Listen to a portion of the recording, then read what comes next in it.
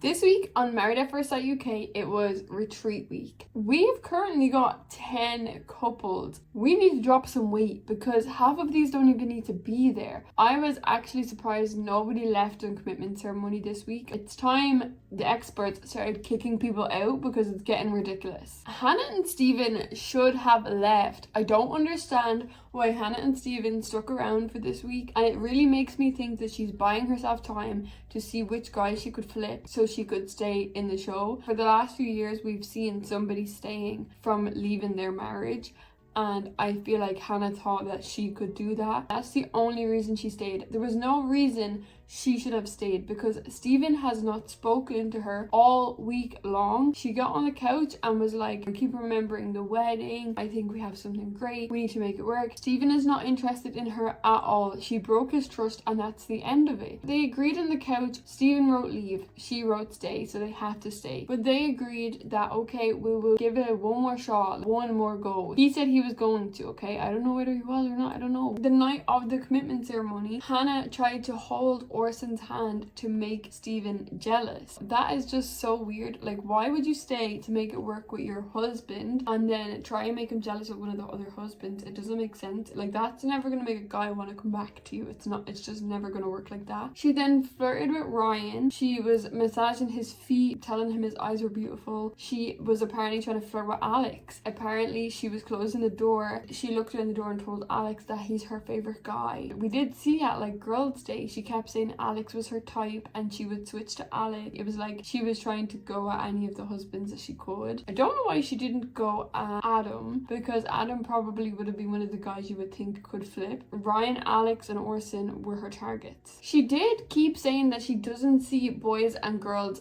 different. I'm calling bullshit, because if that's the case, you don't see boys and girls different, why did you go to Orson to hold his hand to make him jealous? Why did you keep saying little comments to the guys but you never flirted with girls? You don't flirt with girls because you see a difference between men and women. To say you don't see a difference between guys and girls and it was just a joke and you were just making friends doesn't make sense, because you were doing it to make your husband jealous and you weren't holding the girls' hands. Do you know what I mean? Like, it's just a cop-out excuse. I don't buy it at all, saying you don't see the boys and girls different, but you're all over the guys. And I just want to make it so clear, I am not on the witch's side. I don't like the way they attacked her, but I do feel like what they were saying was true. Don't come here and then try and get with people's husbands. Her and Stephen should have left last week. She did not need to stick around and play the victim card because she knew he didn't like her. She was just prolonging the hurt. She was looking for a ticket to stay, and that was Orson. They were literally in that cabin and Orson said that the camera crew could leave. We don't know if they stayed there all night or what happened. They were alone. And then also on the dinner party, we also seen him say he has 24 hours left in this experiment. At the end of the day, for me, I don't care about their partners. Rochelle and Stephen didn't care about Hannah and Orson, and that was very clear to see. I don't even know why Orson stayed this week. Rochelle even stayed this week. Like, Rochelle stayed this week and then called him a cretin of a man for making her miss her daughter's birthday. But nobody made you stay. They apparently made an agreement that they were going to stay for another week. But for what? Like, actually for what? She hasn't liked him since the beginning. Why keep dragging it on? The way she speaks to him is like, I look at Orson, I'm like, why did you stay? Doesn't make sense. I think the experts need to come up with a different way to figure out how to let people stay. When they're such a train wreck like that, they should be made go home, because they are clearly not going to make it. People like Stephen and Hannah and Orson and Rochelle, who don't even respect each other, don't even speak to each other, should not be allowed to stay in the experiment. Casper wrote leave this week, like I predicted, because he has had enough of Emma's bullshit. It was about time that the experts told Emma that she needs to get serious.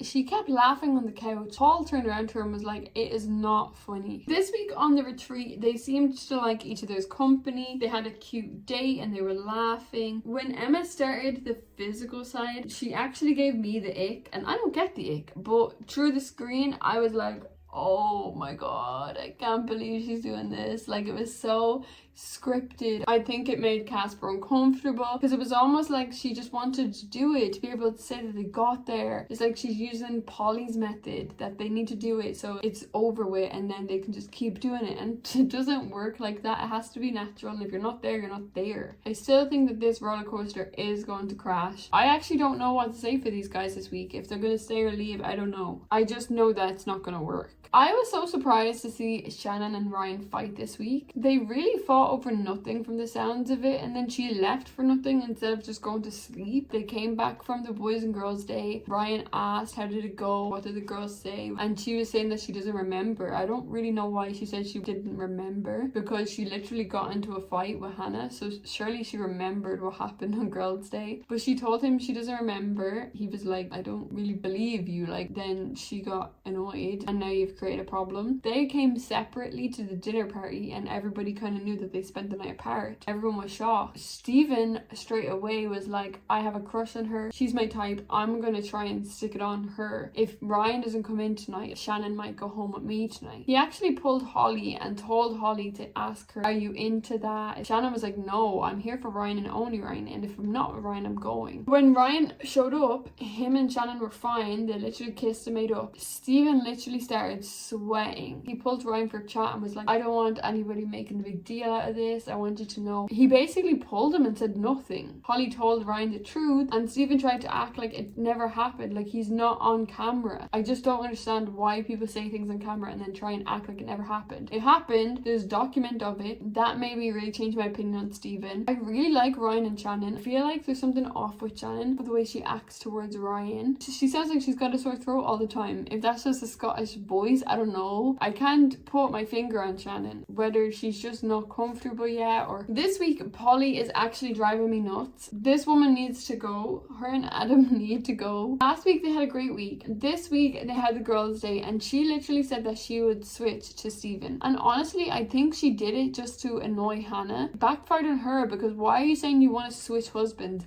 You could say you fancied a different husband, but don't say that you want to leave your husband to go to somebody else. That is absolutely insane. And then to try and say, oh, but you've said this, this, this, and this. Well, nobody asked you to forgive him. You did. You stayed. You can't just decide, I'm going to throw this back in his face because I said something wrong. Every single week, though, there has been something new wrong with Adam. Every week. So first it was they weren't physical together. Then he gave her that. Then it was there's no PDA. He said, like, I'm going to work on it, but I'm not that type of person. Not everybody's PDA. I'm not PDA. It makes me so uncomfortable. And you have to respect that. If people don't like being PDA, it's literally nothing got to do with you personally. Now she's saying she wants to be with Stephen because he's emotionally mature. He'll tell her how he feels. Every single week you're finding something new wrong with Adam that you don't like, and at this point just let him go. When you create this person in your mind that doesn't exist, you're going to keep projecting that onto them, and it's not fair. It's really not fair. They're still not going to write leave this week, so that's why they really drive me nuts. I really like Amy and Luke together. I think Luke is actually a really great guy. I think he's actually such a genuine person. He was there for Hannah this week. He let Amy do her thing. He let Amy take care of her friend. Honestly, I think it went on for far too long. Hannah just ruined their whole week. They haven't had a second by themselves. They're here to build their relationship, and they're counseling Hannah for the week. And I think Amy just didn't know when to stop. She forgot about her husband in that moment. I feel like it was hard for them to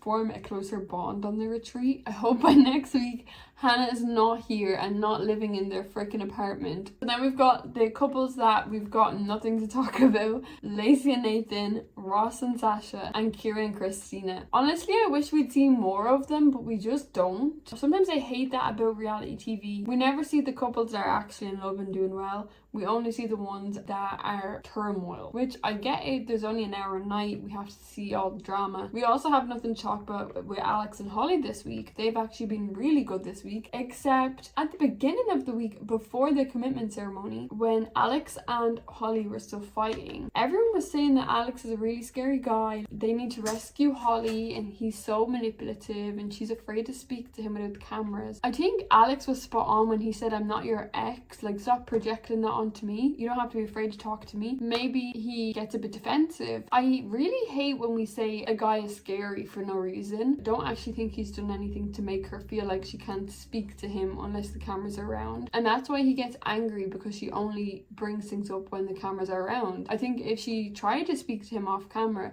things would be fine. This week they were fine, so I'm guessing that they found that common ground. This week was absolutely chaotic. There was just drama. The girls teamed up and were separate and hated each other. Next week I hope it's better. I really hope we drop some dead weight. There's too many couples here at this point. There's a lot going on. I don't even know if I'm looking forward to the next few weeks, because are they going to start bringing in couples that were never supposed to be together? When are we doing the home visits? I'm excited. Like, what's happening next week? I want to know. I will see you guys next week as always, and let's discuss in the comments on all your thoughts on this week, if you are team witches or team victims, because I am neither.